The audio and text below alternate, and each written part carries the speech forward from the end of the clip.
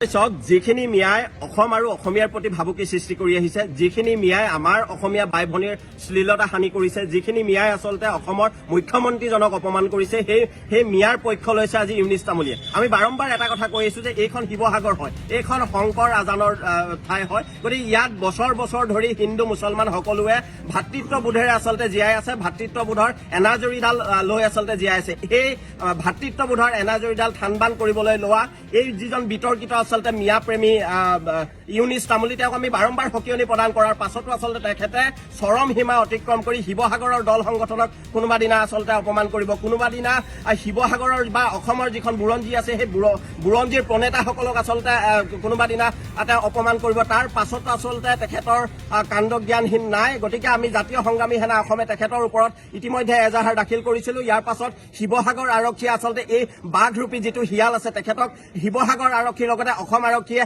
Tranquillise কৰি ধৰাৰ ব্যৱস্থা কৰিছে। গতিকে আমি জাতীয় সংগ্ৰামী সেনা অসমৰ তৰফৰ পৰা অসম আৰক্ষীলৈ আমি ধন্যবাদ জ্ঞাপন কৰিছো। সমান্তৰালকৈ আমি এটা আহ্বান জনাব বিচাৰিছো, কেৱল মাত্ৰ এই বিতৰ্কিত যিজনৰ আচলতে বহু পূৰ্বে আচলতে যথেষ্ট ইতিহাস আছে, বিভিন্ন ধৰণৰ অনৈতিক কাৰবাৰৰ লগত তেখেত জড়িত, বিভিন্ন গৰুৰ চিণ্ডিকেটৰ লগত তেখেত জড়িত বুলি আচলতে বিভিন্ন সময়ত আচলতে অভিযোগ উত্থাপন হৈছে, বিভিন্ন দালালি কাৰবাৰৰ লগত জড়িত বুলি তেখেতৰ ওপৰত অভিযোগ উত্থাপন হৈছে। গতিকে যিহেতু তেখেতক ইতিমধ্যে অসম আৰক্ষীয়ে কৰায়ত্ব কৰিছে, গতিকে এই যি আচলতে এটা চোলা পিন্ধা যিটো বাঘৰ ভিতৰত সোমাই থকা শিয়াল, এই শিয়ালটোক ইতিমধ্যে ধৰিছে। গতিকে এই পিঞ্জিৰাৰ ভিতৰত থকা এই বাঘটোক যাতে কোনো কাৰণতে ওলাই আহিব নোৱাৰে তাৰ কাৰণে অসম আৰক্ষীয়ে ব্যৱস্থা গ্ৰহণ কৰিব লাগে। ইয়াৰ পূৰ্বে তেখেতৰ ওপৰত যিবোৰ অভিযোগ আছিলে সেই অভিযোগবোৰ পুনৰ তেখেতৰ ওপৰত জাপি অনাদি অনন্ত কালৰ কাৰণে যাতে অসম তথা শিৱসাগৰৰ এই ঐতিহ্য ম্লান কৰিব নোৱাৰা ব্যৱস্থা ম্লান কৰাৰ চেষ্টা কৰা এই ব্যক্তিজনৰ ওপৰত আচলতে আইনগতভাৱে ব্যৱস্থা গ্ৰহণ কৰি তেওঁ যাতে কোনো কাৰণতে ওলাই আহিব নোৱাৰে তাৰ ব্যৱস্থা গ্ৰহণ কৰিব লাগে। আৰু এটা কথা আমি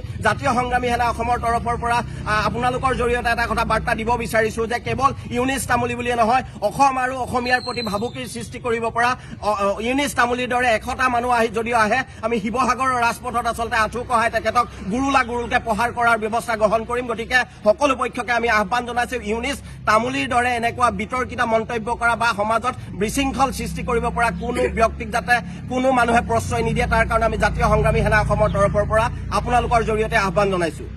চাওক যিখিনি মিয়াই অসম আৰু অসমীয়াৰ প্ৰতি ভাবুকি সৃষ্টি কৰি আহিছে, যিখিনি মিয়াই আমাৰ অসমীয়া বাই ভনীৰ শ্লীলতা হানি কৰিছে, যিখিনি মিয়াই আচলতে অসমৰ মুখ্যমন্ত্ৰীজনক অপমান কৰিছে, সেই মিয়াৰ পক্ষ লৈছে আজি ইউনিছ তামুলীয়ে। আমি বাৰম্বাৰ এটা কথা কৈ আছো যে এইখন শিৱসাগৰ হয়, এইখন শংকৰ আজানৰ ঠাই হয়। গতিকে ইয়াত বছৰ বছৰ ধৰি হিন্দু মুছলমান সকলোৱে ভাতৃত্ববোধেৰে আচলতে জীয়াই আছে, ভাতৃত্ববোধৰ এনাজৰীডাল লৈ আচলতে জীয়াই আছে। এই ভাতৃত্ববোধৰ এনাজৰীডাল থান-বান কৰিবলৈ